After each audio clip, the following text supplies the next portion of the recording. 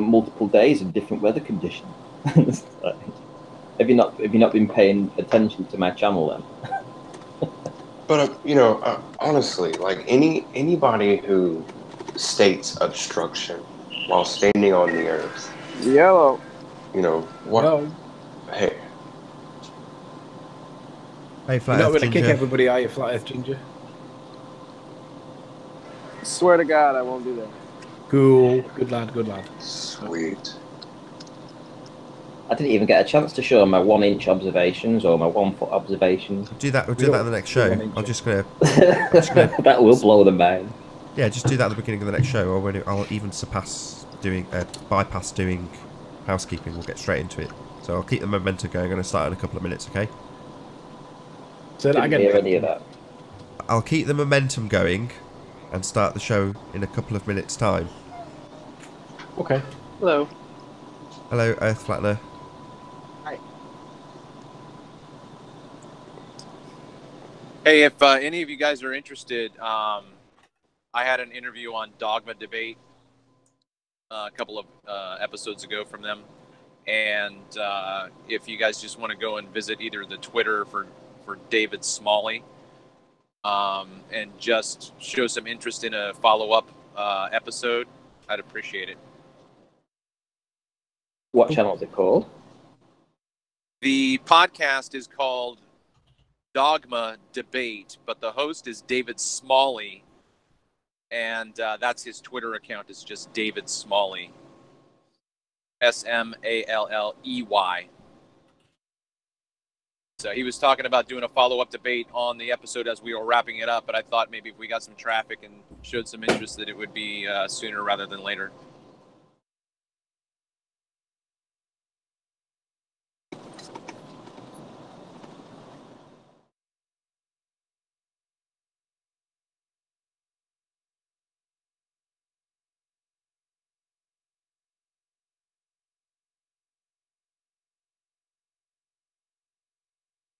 Oh, what a day! What a lovely day!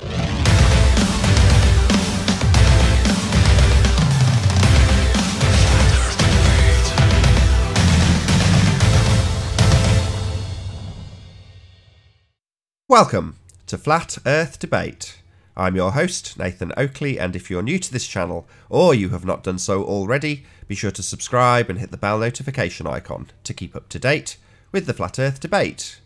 If you'd like to support this channel, there is a super chat that runs alongside each of these shows while they're live, and there's also a PayPal link in the info box below the video once it's rendered. But most importantly, if you would like to join the discussion, simply mute the page you are currently watching, then click the link in the info box below this video to join the panel and express your views on the shape of the Earth.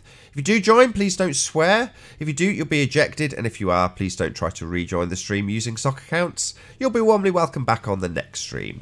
Please also share the show. Sharing the show obviously increases the live audience, but this in turn increases the chances of a more diverse panel. So please share the show.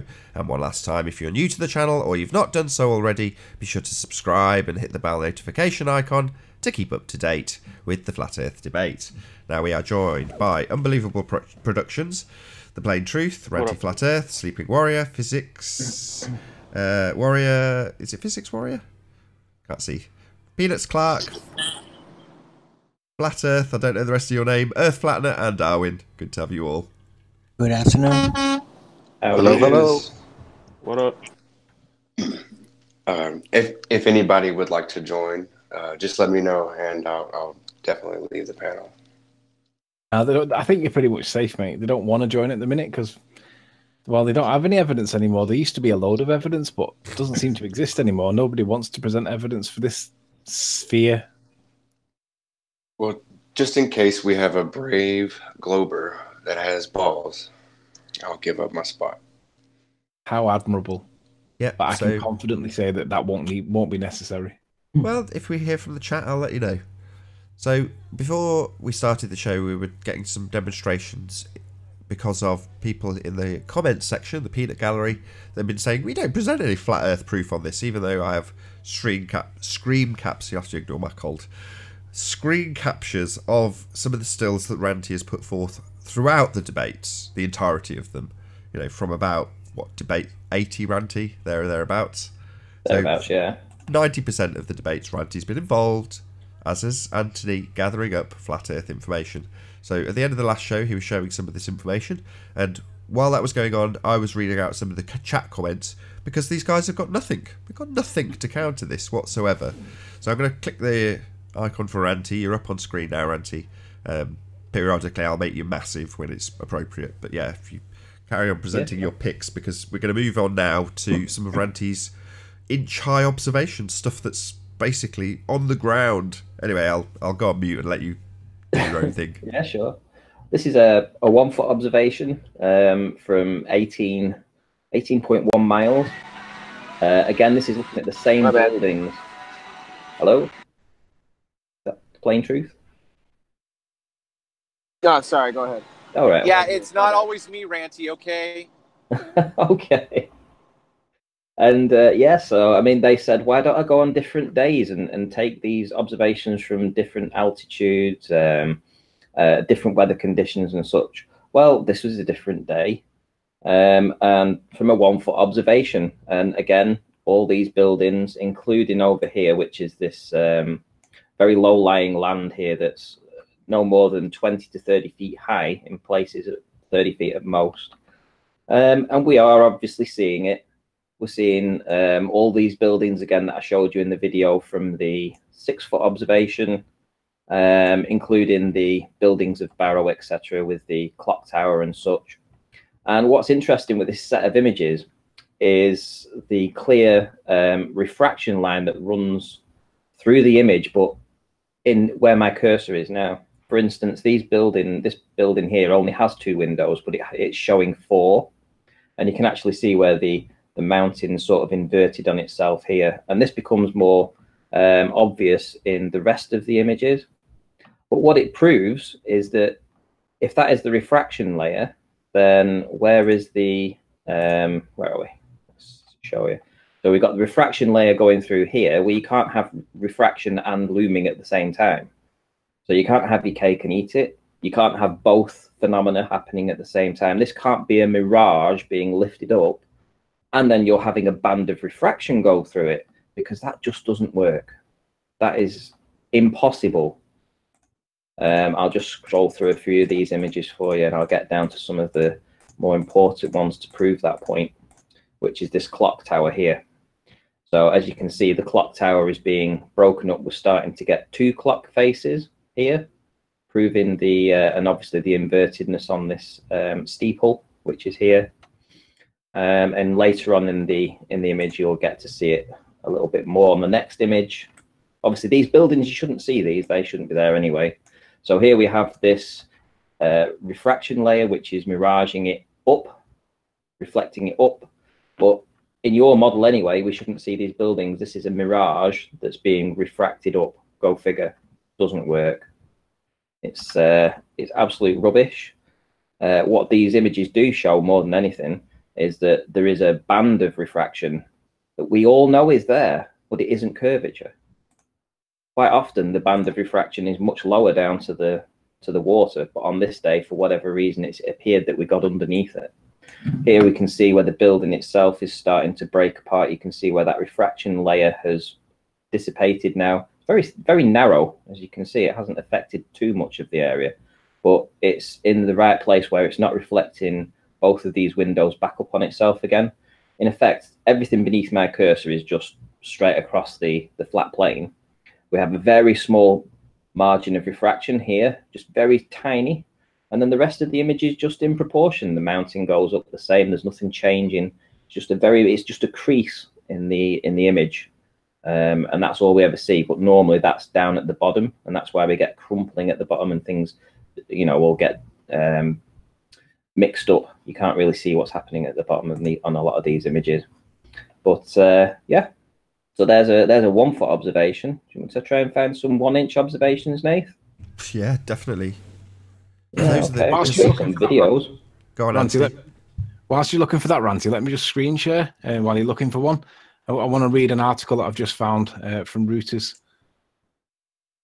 Let me know when it's up, Nath. Is it in yet? It's up, yeah, you're on. Right, this is just coming from today. It's from the Watermark Chronicle. It says, "Is the Earth actually flat? Momentum is gaining for a large group of individuals that believe we might not be living on a slowly spinning testicle that orbits the sun. Despite the amount of evidence to the contrary, there appears to be evidence that science might actually be wrong."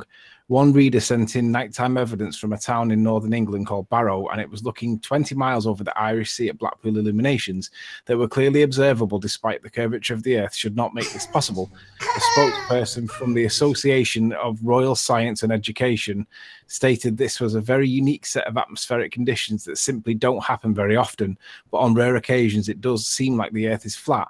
But actually, it's the effect of a phenomena we see at this time of the year, and the land is looming up from behind the curve. No evidence was presented for this explanation by the R spokesperson, but it was still a great observation from the reader. And there's one of them from this is from the Reuters news agency, Nathan. What do you think of that? I mean, if it's Reuters, then Reuters. It's definitely credible. No, it's Seems Reuters. legit. Reuters, Arwin. Reuters, really? Yeah, Reuters. I think it's Reuters pronounced here, but I think the Americans pronounce it Reuters. Ah, okay, that's funny. Reuters. Legit, innit? This article's by a guy called Alan B. Let's say it again. Very good. Right, so it seems like you made the headlines, and Branty. I don't know if you want to carry on with your presentation. Okay, well, let's see if I can find something different for you guys. Maybe I should show you. Hang on. You're going to do 1 inch observation. I can show you the 1 inch, yeah. I can show you a 1 inch one. This is a 1 inch one. Obviously, I'm right by the waterline here. I don't think there's any denying that I can be that close. We can see that the bird that's sitting on the water gets, as the waves go up and down, so does the bird itself. And again, we're seeing these buildings from an inch, bearing in mind. Now, if you've not been following the debates, we've shown you how the compression works with on certain observations at certain times with the boats and such. And obviously, we're doing some reverse engineering of the curve calcs from an observation that I did up near Bisbam, looking at these buildings. And what do you know? They turned out identical.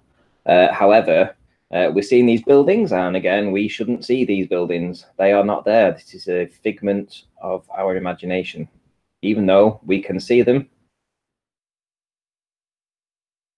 What's the distance again? It's less than 18. 18.2 miles on this one. Oh, it is 18. Bloody hell. 18 miles, flat as a pancake, 1 inch off the ground.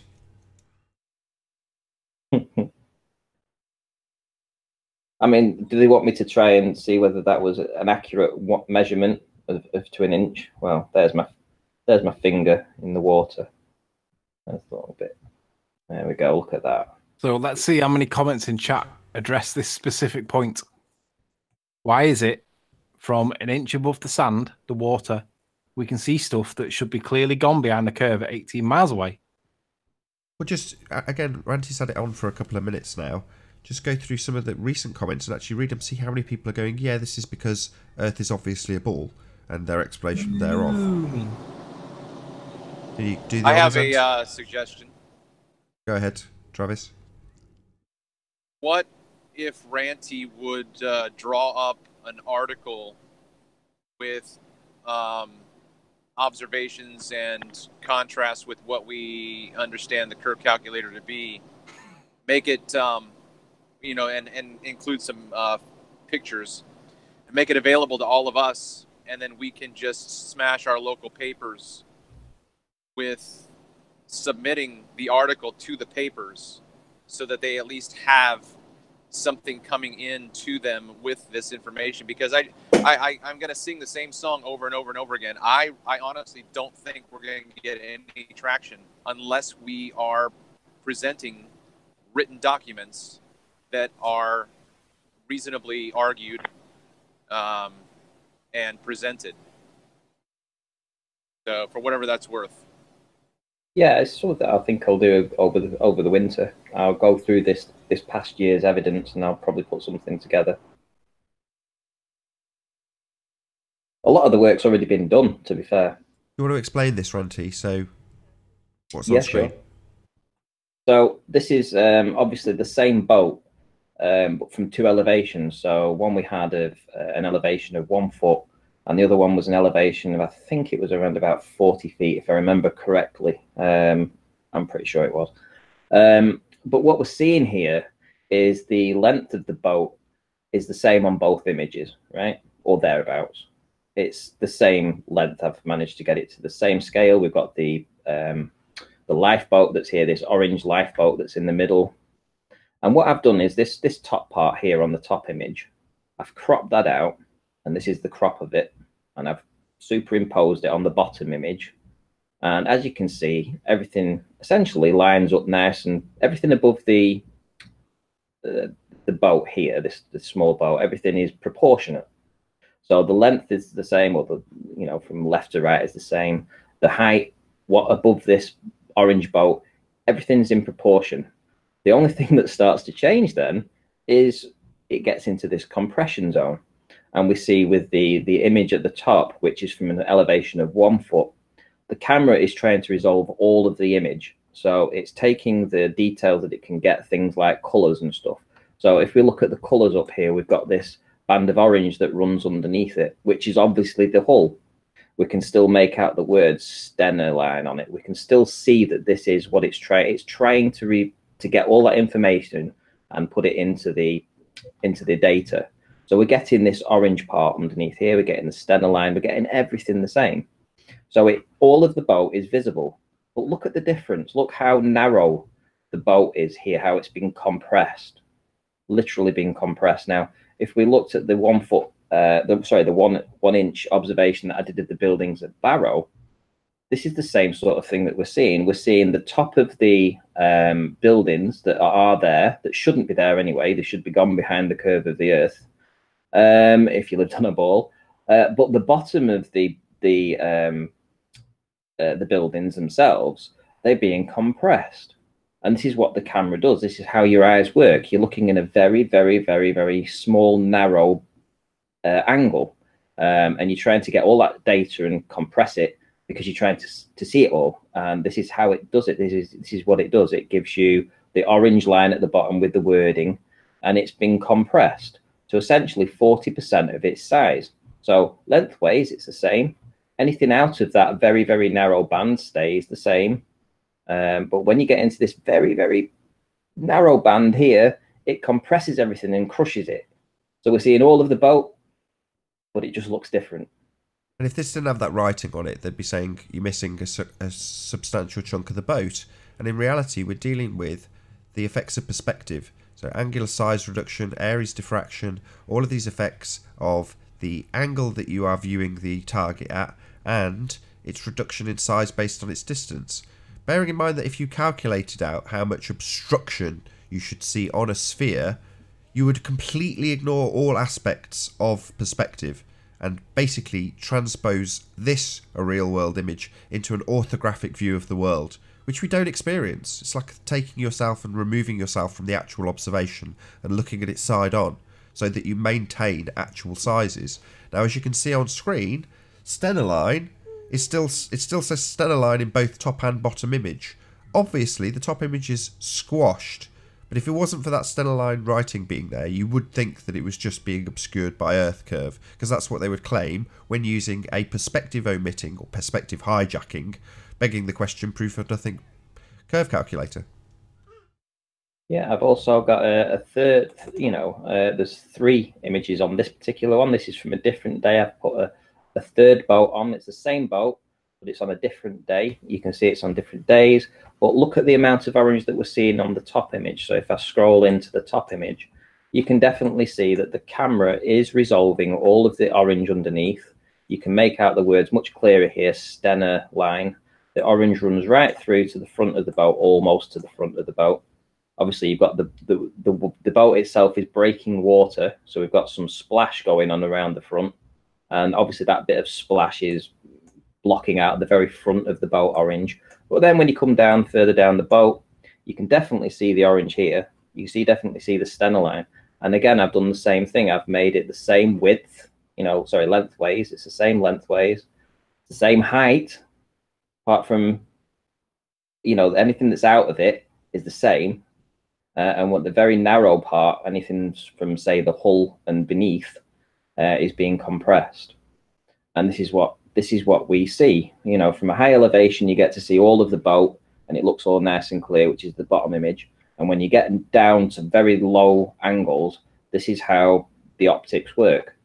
This is what perspective does. Perspective squashes what happens. It's down to a narrower field of view. So in other words, from the beach, as you're looking at the bottom of this boat, your angle, the angle of attack that you have to the bottom section is miles smaller than the angle of attack to the top. So you've got almost an infinite angle going up from the midpoint of your lens to the sky. You've got a vast expanse, as much angle as you could ever need. But when you go below it, it becomes narrower and narrower and narrower the further you get. You've got a very limited field of view down towards your feet as you look out. By things in the foreground. Say again, Alwyn? Sorry. Things become obstructed by things in the foreground that are literally much smaller, but due to perspective, they become relatively big and start to obstruct the low areas behind it, and it's demonstrable. Exactly. On a small scale, you can demonstrate how this works.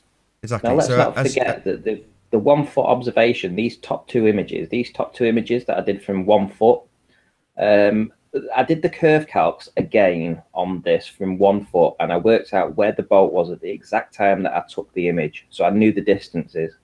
And it turns out that the top of the S for the Stena line, because I know the height of the boat, I did all the research, that S is where the curve should have started. Now, that's basically saying that, okay, look at the hull, right? So here we go. This is where the curve calc should be. So we should only have seen above the boat, right? Above the S. So anything beneath the S, we shouldn't have seen due to the curve calcs. Now, if we look up and we realize that we're actually seeing down to the hull, for instance, on this because of the orange that runs through that, I mean, that just blasts the curve calcs out of the way anyway. But as Anthony said before, what the Globers would do is superimpose one image, this big image, over the other image. Now, it will match up in length from the left here to the right. It will match up. And you'll be able to get the top, you know, this top part here. So this part here, which is the top of this boat, would look the same as the one underneath. So everything looks great up to them. And then when they do the blink test, they'll see that, okay, well, the boat should say come down another inch or two below below this. And so obviously it's going behind the curvature of the Earth. This is what they would say. But luckily, because of these boats over here, they don't just have one colour hull, which quite often some boats do, which is just a dark blue or black or something like that. These actually have the word Stena line on with a nice orange underneath. So we are able to identify that we're seeing all of the boat. But quite often from some that Wolfie's done and things like this, he's had boats that have, the hull has all been the same colour. So when he has done the blink test, it's not taken into effect this compression that's happening. And it does look as if there's part of the boat beyond the curvature of the Earth, which is nonsense. It's just being compressed. And I think these images prove that point.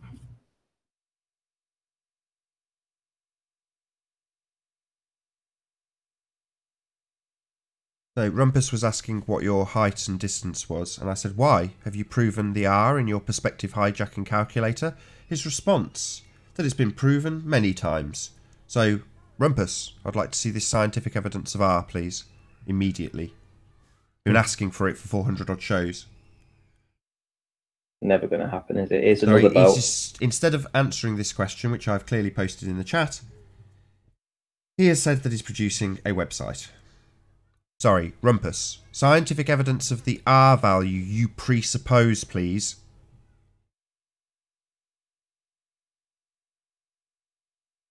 So this is the sea truck, Nath. Again, lengthways is fine.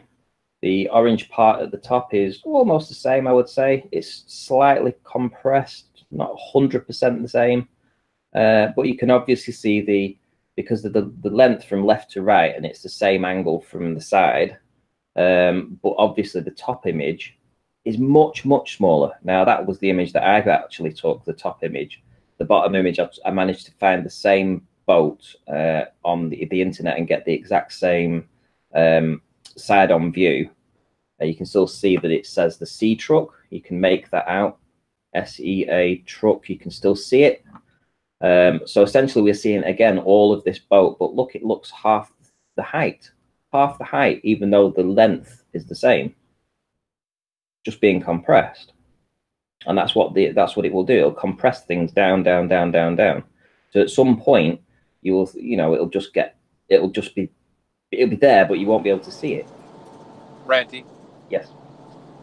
if it's the same length, does that mean you're at the same distance away from it?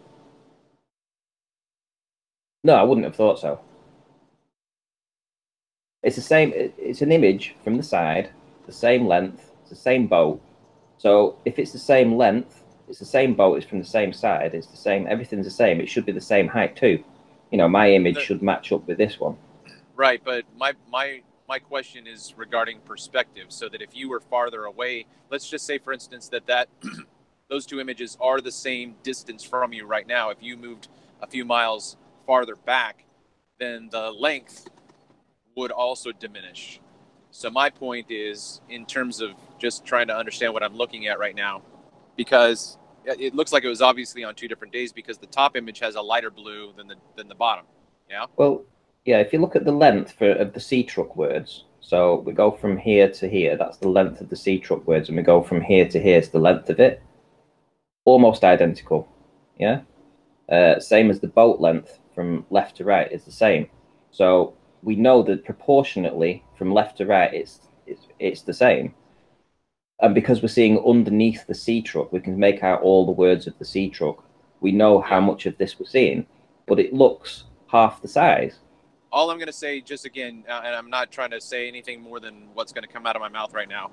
Right, the top okay. image, the top image, when I'm looking at the words, yes, they look stretched out longer, so that they're longer than the sea truck on below.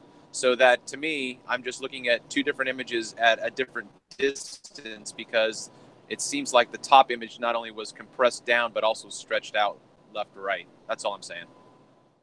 Okay. Well, you know, obviously, you know, you can believe that. And I took this image. I watched this boat disappear. I filmed this top one, and you know, that's why I went deliberately to go and find this boat online and match it up. And that's why I know that when I saw this boat and the distance that it was at this time, I believe it was 9.8 miles away. This top image, 9.8 miles away from an elevation of 2 feet. Now, again, we shouldn't see the words. That sea truck shouldn't be there. We shouldn't see the lettering on this boat. It should be gone behind the supposed curvature of the earth. You know, nothing that I film in the Irish Sea ever matches up to the curve calcs.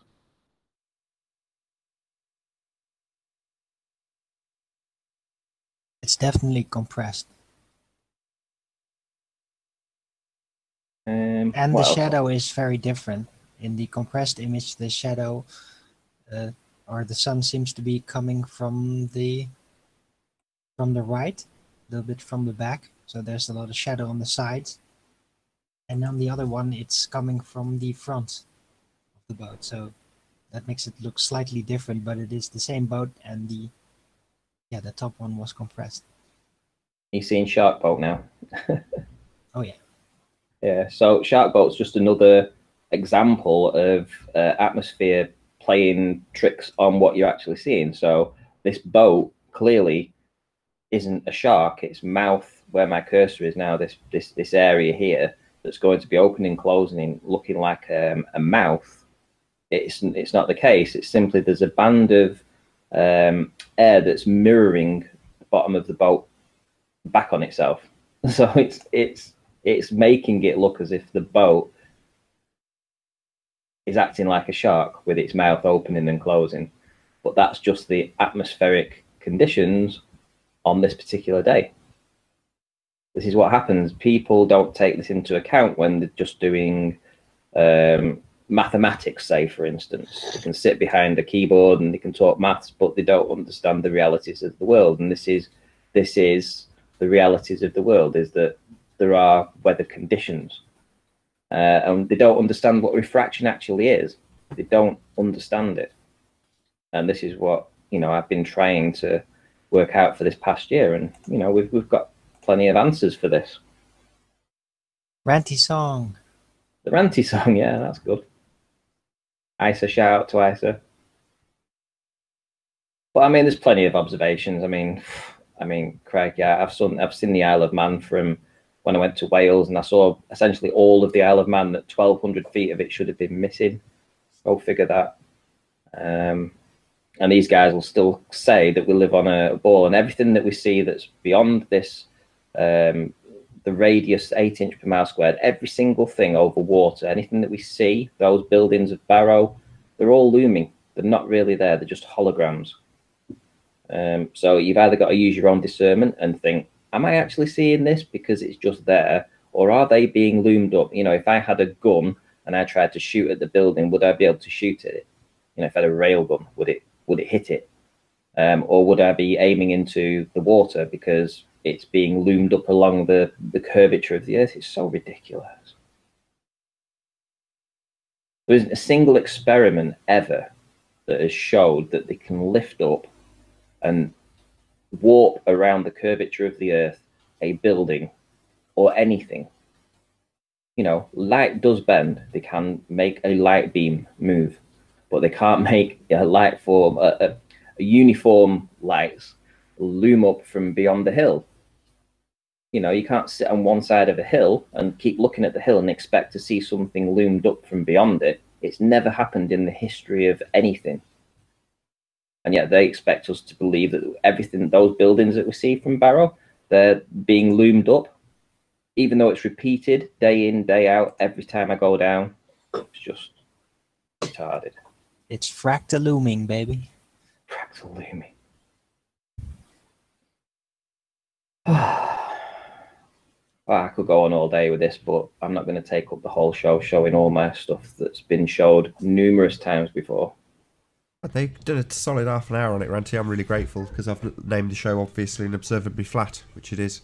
A few people in the chat claiming that you don't need science for R. Really? So those people in the chat that are claiming you don't need science for R, is that an admission that you don't have any scientific evidence of Earth radius? Is that an admission? Yeah, that does sound like an admission.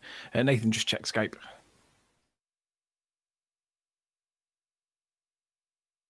Yeah, there's. I'd like for a Glober to come and show me proof. This is. I'll tell you what, Simon Dan. I'll tell you what. I'll give you a test. Right, instead of sitting in your little room all day. His gay little room. Gay little room making hit pieces against genuine flat earthers who go out and break your ball to smithereens. I tell you what, I would like you to produce an experiment that shows that looming happens in the real world. So I want you to go out, do an experiment, or formulate a test that can show that a building can be loomed up by atmospherics, either beyond a hill or over water or something like that, and in its entirety, and for it to stay in that location for at least 10 minutes. So it can't just pop up and disappear. It can't be waving around. It needs to be solid, like the images that I produce. You know, the buildings, when you look at them, they stay there, it's solid. So I want you to find me an experiment, and you go out and do it yourself and prove to me that looming happens. In fact, that's an open invitation to any Glober. Before you, well, why? They don't apply anything like that. They apply 7.6R. That's why I'm asking for scientific evidence of Earth radius. Sorry, but you've only dug to 8 kilometres, so claiming that you've measured it is horse shit. So if you have any scientific evidence of Earth radius, i.e. proof that we live on a sphere, but Earth radius in specific terms, as that's what you use in your calculations when you beg the question and assume you're on a sphere. So that's what I'm asking for scientific evidence of. There's plenty of admissions that there is none, it would seem. And there's no scientific proof of looming. They have a bit of crappy air at the horizon that jumbles stuff up, and that's refraction. And they say that that is the curvature of the Earth. And then anything that does happen to see above that refraction zone that looks like a building that's there, and you know it's a building and you shouldn't see that, that has now been loomed up from beyond that refraction zone. So they call it refractal looming. Well, prove that it can be done. Apparently I'm demanding irrelevant things. Scientific evidence of Earth radius. That's what I'm demanding, because it's asserted we live on a sphere, and none of us have seen Earth as a sphere. None of us. Scientific proof of a vacuum existing next to a non-vacuum without a container. So Rumpus is saying, can you give me scientific evidence for the speed you travel in your car? I am not talking about cars. We are talking about Earth. It is asserted that Earth is a sphere with a radius. I would like scientific evidence of that which we are debating, not the speed I'm travelling in a car, as that is a non sequitur, not relevant. We are talking about Earth radius and the scientific validity of that radius. If you're saying you don't need science for it, then just say that. No problem. Open panel. Jump on in. Open panel. Bring your evidence. And not my empty words fallacy. It is asserted that the whole body of science, by the very person I am asking, the Rumpus, asserts that the whole body of science backs his assertions. I would like some proof of that. Specifically, the value used to beg the question and assume you're on a sphere. Scientific backing, please. R is measured by engineering instruments.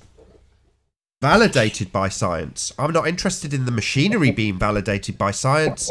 I'm interested in R being validated by science. You complete buffoon. Validate R with science. Not the instrumentation you claim proves R. Let him say theodolite. Let him say it. Let the words come flowing out of his mouth. Let him say theodolite. Apparently it doesn't require an experiment. Really? Why would you assert that it's backed by science then, Rumpus? I would like a specific... Why would you assert that it's backed by science if you don't need science? It seems like the Globers are literally, in this chat feed, rejecting science. This is brilliant. Absolutely brilliant. You don't need it. Why would you assert the whole body of science backs you if you don't need it? So they back you, but you just don't really need it. No, you don't have any. Anthony, you're there, mate. He said it. He said theodolite. Go on. I have him blocked, so I can't actually see what he says. But Rumpus, theodolite. No. Listen, if we live on a plane, right, where it continues up as far as the eye can see, depending on how far you can see on the day, will govern how high the horizon is, which is why the horizon appears to drop and change. And you guys call that refraction. But if it converges at the eye point, because our eyes are a sphere, a ball, and our lens is like convex the way it is, then if it merges at the horizon, but the visibility on the day is only 10 miles, then it's going to appear lower to the observer than what it does on a day where you can see 25 miles. And on a 25-mile day observation, that's going to seem lower than what it would do if you can see 35 miles. And all of these variations between what you perceive as your theodolite measurement would be explained by your model as refraction. But actually, it's the visibility across a flat plane that we're actually observing. But you explain it with refraction. Isn't that right, Rumpus? I'd just like to ask a specific question about this. Is this, or is this not, scientific evidence?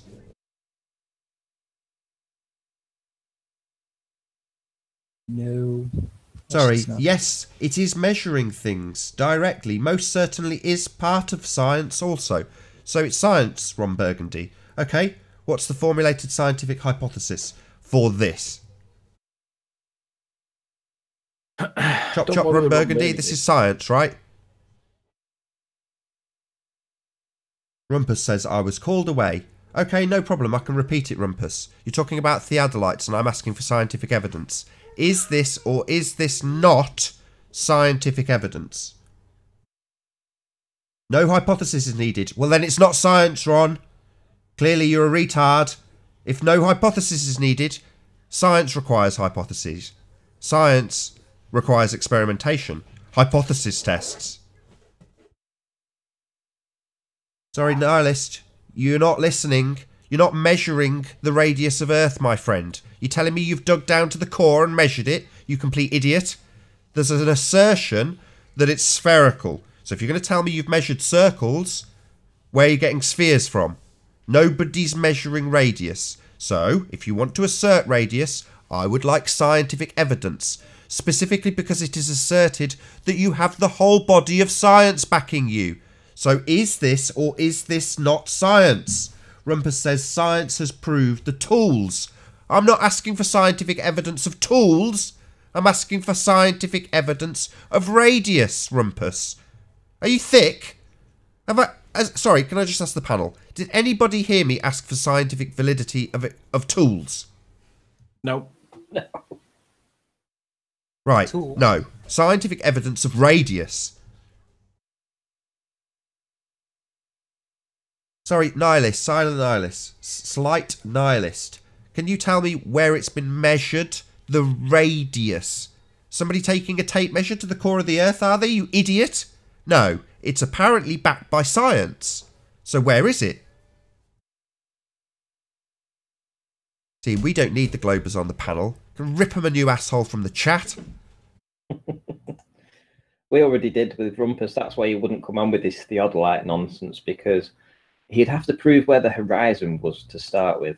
And I have so many proofs of fake horizons that he wouldn't be able to pick where to point his theodolite at. And he got wrecked by this a fair few times with that. I think it was about 4 or 5 months ago, if you remember right, Nathan.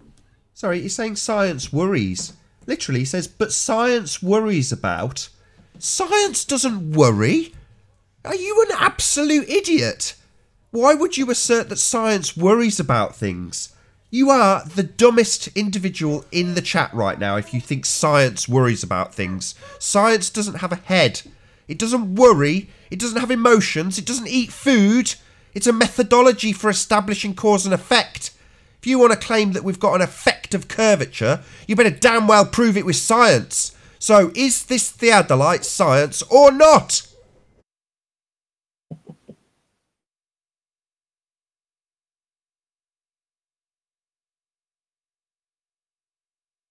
Poor Globers have got nothing now. Nothing at all. Well, Nathan, could we Yes. argue that because the science has a body and it has a spirit, that maybe it is sentient? Yeah, it seems to have a body and worry about things according to Rumpus. Science doesn't have a body and it doesn't worry about things, I assure you. Why is he anthropomorphising science like it's a bloody guy? Oh, that's because it is. To him, it's a man in a white coat who tells him things. That's what he thinks science is. No, science doesn't have a conscience. Science doesn't have a coat. It certainly doesn't worry about things and it doesn't have a body, Rumpus. You idiot. So Unbelievable says, can I join the back chat, please? Join, just click the link and join. No, but there's no more room. We got 10 panel members. Oh, I see 8. I'll drop if somebody wants to join. Who are you not seeing? Unbelievable, Plain Truth, Ranty, Physics, Peanuts, Flat Earth Ginger, Earth Flattener, Arwin. How about Nathan? I don't see Nathan in it. Really?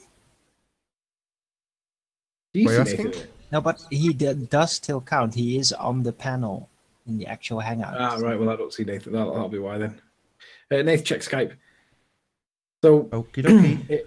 it 450 shows, no evidence for the curvature, axial rotation, gravity, pressurized system next to a vacuum without a container.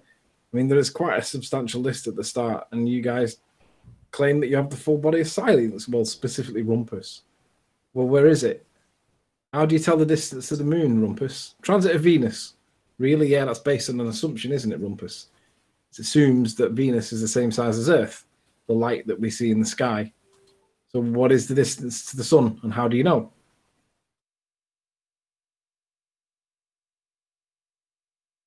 Yeah, well, these are all covered in housekeeping, basically. All of the housekeeping questions with me getting annoyed with these idiots that assert we live on a sphere with absolutely no scientific validity to that assertion whatsoever, who are now saying, we don't need science, it's not really necessary.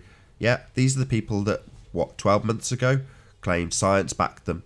They seem to be turning their backs on science. Amazing, isn't it? Somebody was gonna drop. So where is all the evidence for this science that we all are told? Thanks, Peanuts. Yeah. Peace out, y'all. Yo, man. See you later. Yeah.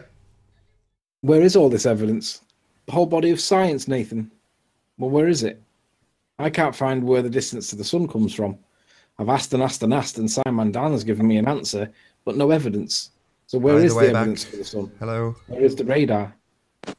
Hello. Welcome back. Come back. Yeah, we have a $10,000 reward out for the Globers. This Slice Bar Kane, for instance, has dropped out, said he's not going to do it. What a surprise. Who's that other guy? That other guy called? One that gets on D Marble's case. Sapien. He's dropped out. Funny how they won't, on moralistic grounds, take on this challenge, which they claim could be quite easy to claim this $10,000. Which essentially I think is 2 of the housekeeping points.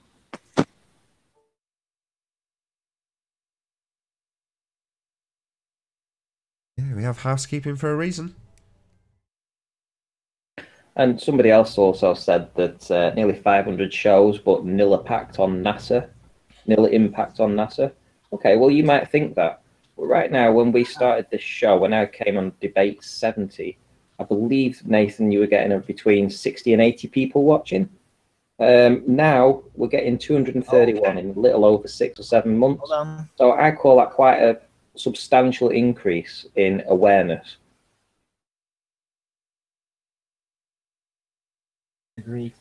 So NASA has definitely taken notice, and there's a lot more mention of flat Earth, although in a negative way, in media all over the place. Sorry, I've got to interrupt. Rumpus says you can conduct an experiment with theodolite to determine the radius of the Earth.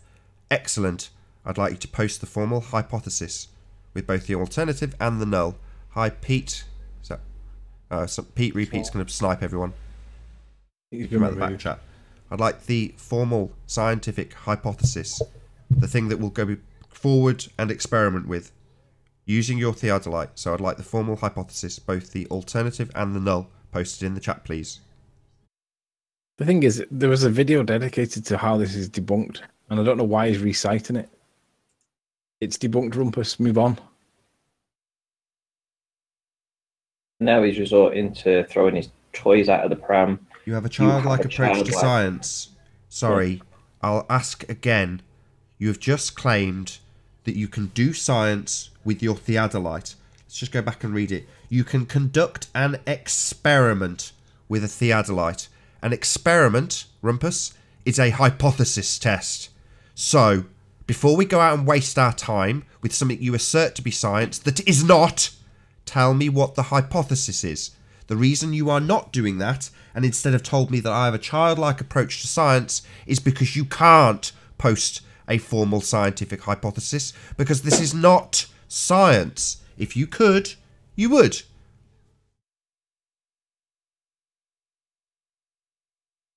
Guarantee the next response will be about my understanding of science as opposed to a formal scientific hypothesis. For his experiment, which is a hypothesis test. It won't be a hypothesis. It'll be a declaration of my misunderstanding, according to him. Let's see if we get a hypothesis. You know, and these guys are going to have to do a lot of work, because there is a lot of channels that are putting more flat Earth evidence out day in, day out. Sooner or later, these guys are going to get buried under an avalanche.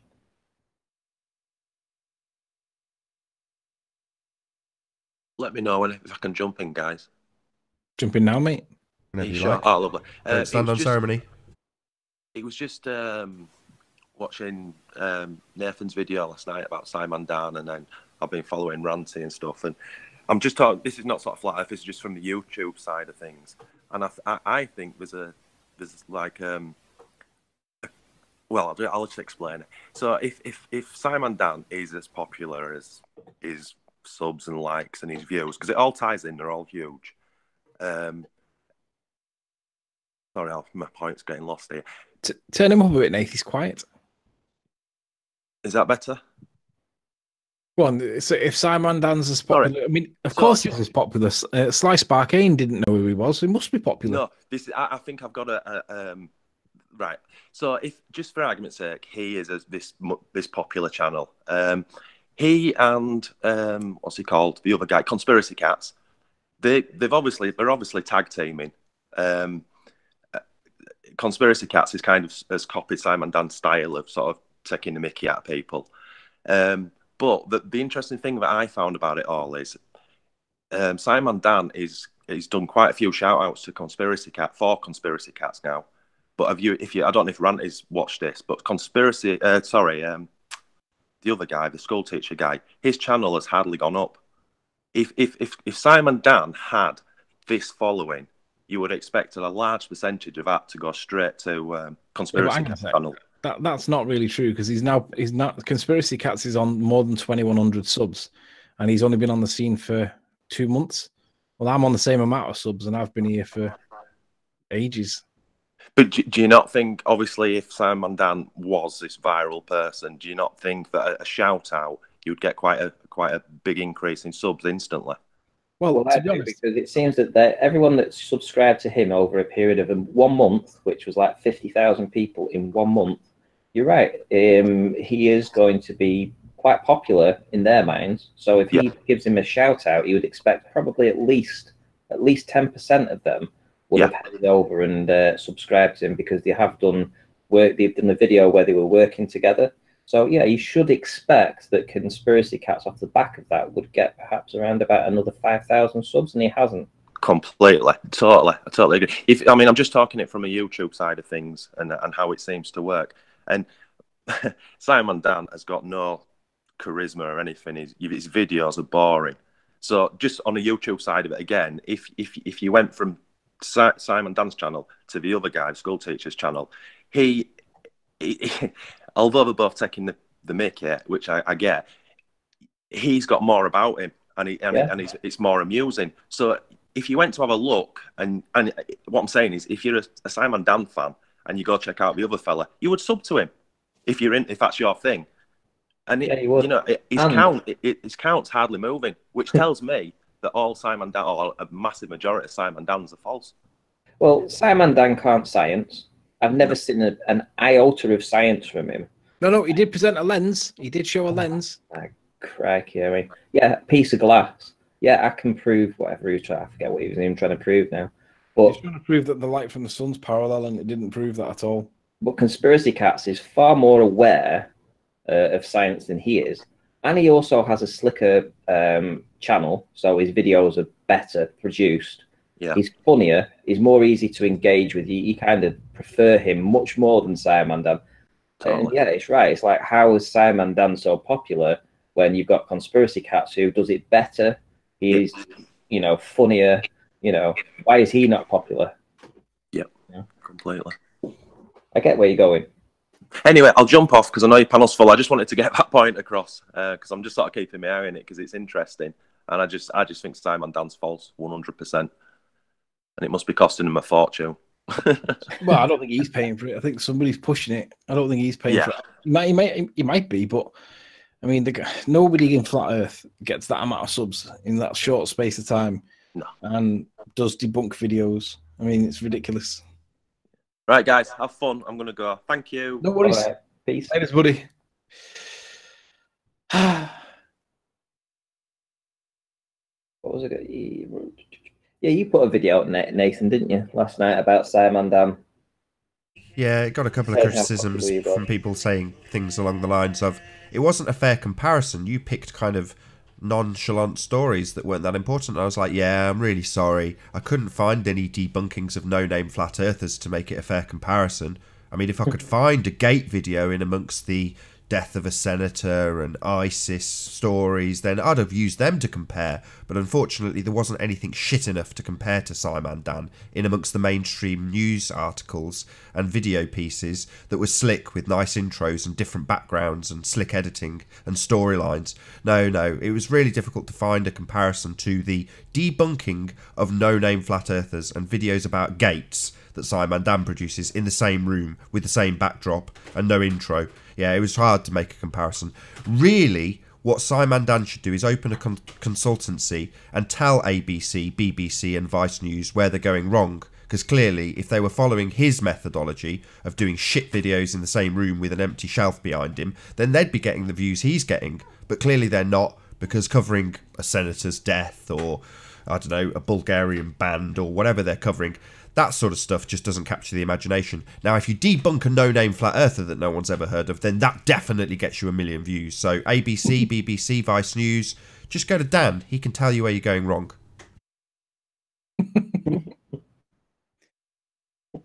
I think it's his charisma. I think it's his haircut and his empty shelves behind him and the same backdrop being used over and over again. The familiarity is what gets you subs. That gay haircut, though. I use that too. The gay haircut? No. Oh. You other Just people saying I'm My jealous. videos always look the same. Jealous of his subs? No. I absolutely do not want fake subs. That's why when I say subscribe, if you have not done so already, it's because I don't want people subscribing with socks, let alone fake subs. I don't want that. I want a genuine audience that tunes in. So when I go live, unlike the fakers with 10,000 subs that get 5 people watching, I get 250 people watching because I don't have fake subs, because I've got genuine audience that I've built up over a very long period of time through hard work and effort. Not through just paying a load of people in India to come and subscribe or paying a load of gamers to sub for sub. That's just outrageous. It's just a fraud like all the Globers. We all know he's a faker. He's not outperforming ABC, BBC and Vice News combined. Of course he's not. Outrageous. He's debunking no-name flat earthers. You telling me that's more popular than the senators? No.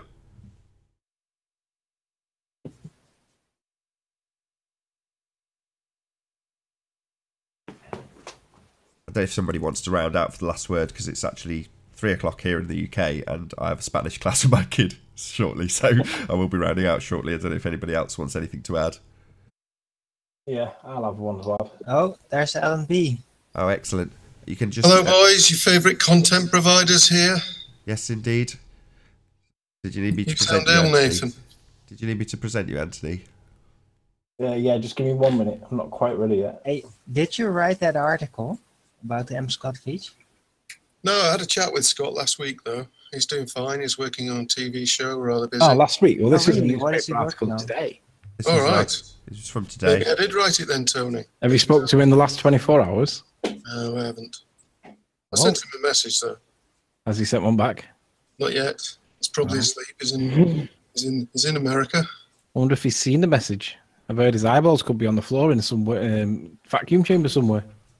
Why do you still think people who lose their eyeballs will be sucked out in a vacuum chamber? No idea. We're just going on what the report says. What's that, Nathan? You got him locked up now? Yeah, very. I said, we've got no idea. We're just going on what the report says. And if it's in print on the internet, then it's true, right, Alan? Of course you can, Malcolm. Is that a no or a yes? Is it true if it's printed in the internet? That was a joke, Nathan. Do you remember those? Yeah, so is it true that if it's in print online, it's true or not? You really need me to answer that? Well, yeah, I do. No, it's not. So if we find things in print about Starman, we don't have to accept them as true, right? No, man. Excellent. Glad we cleared that up. There's quite a few people out there would look at a Starman article and just assume there's a Tesla in space because they're idiots and they believe things they read online. Okay. Hey, you get your camera, Ranty? Not yet. Crikey. How is it that Sandra's got hers and you've not got yours? She was quite lucky. I messaged her today to ask her. I'll just tell you what she actually said. Just let me get it up. She saw that it was on sale somewhere. There was one camera at this out of the way place. So she cancelled her order, whoever she had it with, and was able to snap it up there and then from this other place. So because it was on pre-order from the other place, like mine is. and they were waiting for batches to come in, and then didn't go out in the order that they came in. She was able to find this one place that had one camera available. That does please me. So essentially, the people who ordered it online were put behind the retailers, the people who are buying shitloads of stock and actually supporting these manufacturers. That's how it should be. In other words, they should get the sale, and the guy who's just stuck an online picture of a camera that he hasn't got yet doesn't get the sale. So I'm glad for that. That's good. Right, did you want me to present you, Anthony? Yeah, go. Ha! Are we on? Yeah, you're on. This is from an RSS feed I get emailed every night. I get like 4 of them a day, 5 of them a day. This one just reads, it's dated today. It just reads, academic caught cheating in a debate on physics. Shame has been brought on the University of Nuremberg, Germany, as one of its chemistry master's students was caught being coached by an aide whilst being questioned on an issue to do with the evidence for the distance to the sun. A recording has been passed to the watermark, clearly demonstrating the student asking where a citation was and getting a reply from someone that was not meant to be in the debate. The voice was later identified by someone only known as, rather aptly, Fraudly, and despite a counter being provided to the contrary, it was dismissed on the grounds of remoteness by the debate adjudicator Nathan Oakley of Leamington Spa, England. Quote, "It is unacceptable for an academic to be aided by external processes during a debate. A debate is meant to be one-on-one, and this is one example where an opponent has been caught cheating. Professor Schumacher of the University Chemistry Department refused to comment on the matter and instead reported that the matter would be, quote, dealt with internally by the university. It is a sad day when cheating is forced in the name of science to win a point. The watermark hopes an example is made of this abhorrent mess." Fresh off the news, that. And with that, I'm going to say first and foremost a huge, massive, enormous thank you to all of the live audience for tuning in and hopefully sharing this debate. And of course, a massive thank you to all of the debating panel for making this debate possible. If you hated the show, then you know exactly what to do. But if you like the show, maybe consider sharing it with a friend or subscribing if you've not done so already. I've been Nathan Oakley, this has been Eleanor, and I'll see you all in the next video.